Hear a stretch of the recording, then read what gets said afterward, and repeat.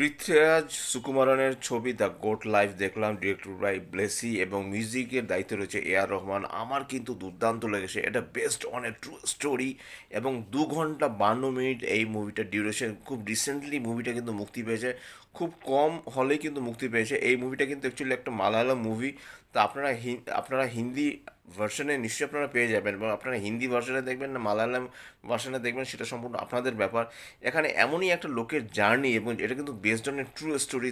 তার একটা জার্নি, তার একটা জায়গায় চাকরি করার কথা ছিল, কিন্তু সে সেখানে কাজ না করে এমন একটা জায়গায় চলে যায়, ডেজার্টের মতো জায়গায় চলে যায়, এবং সে প্রায় ভেড়া, যেখানে ভেড়াদের থাকে, ভেড়াদের সাথে সে দিনের পর দিন জীবন কাটায়। প্রায় 3 বছর পর সে বাড়ি চলে আসে, এবং সেই ভেড়াদের সাথে প্রায় 3 বছর সে কাটায়, তাদের মানে দেখভাল করে, এবং কি করে সে পালিয়ে আসে তার এই জার্নির উপর বেস করে দ্য গোট লাইফ। কিন্তু মুভিটা আপনারা দেখতে অবশ্যই বলবেন না।